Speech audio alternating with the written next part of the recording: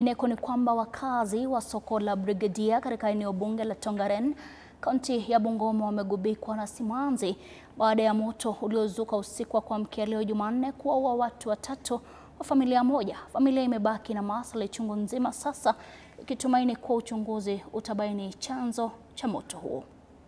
Wingu la simanzi limetanda sokoni Brigadia eneo la Tongaren, kaunti ya Bungoma, baada ya familia ya watu watatu kuaga dunia kufuatia moto mkali uliozuka usiku wa manane kuitekeleza nyumba yao. Sawa. Waliofariki ni David Busuru, mkewe Nancy Busuru na mjukuu wao, huku walioshuhudia mkasa huo wakisimulia jinsi tukio hilo lilitendeka. Tulipata ripoti kitu kama saa 7 usiku kwamba moto unashika nyumba pande huu, na kweli tukakimbia. Wakati tulipata mnara wa majirani walikuwa wanajaribu kuokoa, lakini haikuwezekana.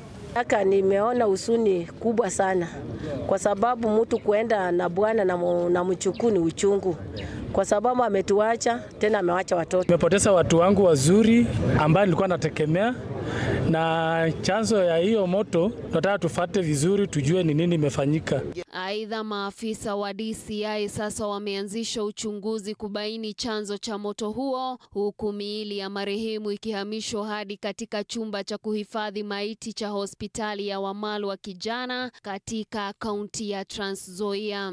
Ni na bibi yake pamoja na mjukuu mmoja.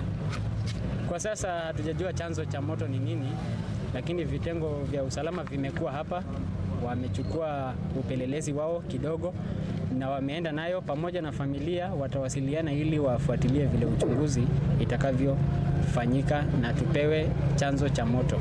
Kamishna wa eneo la Siosambu Mitua Solomon Ginai amethibitisha tukio hilo na kutoa wito kwa wakaazi kuwa waangalifu zaidi nyakati za usiku. Kwa upande wake, mbunge wa Tongaren Daktari John Chikata ametuma rambirambi zake kupitia meneja wa eneo hilo Dan Munialo, huku kampuni ya West Kenya iliyotuma magari ya kuzima moto ikiahidi kushirikiana na jamii katika kukabiliana na majanga ya aina hii.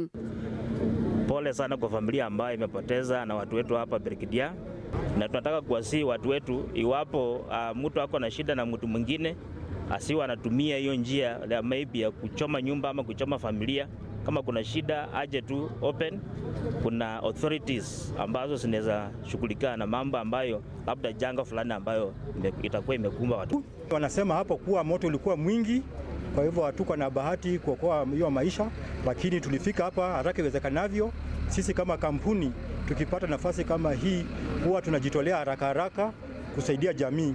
Carol Wangari Wanjiru, runinga ya TV47. Na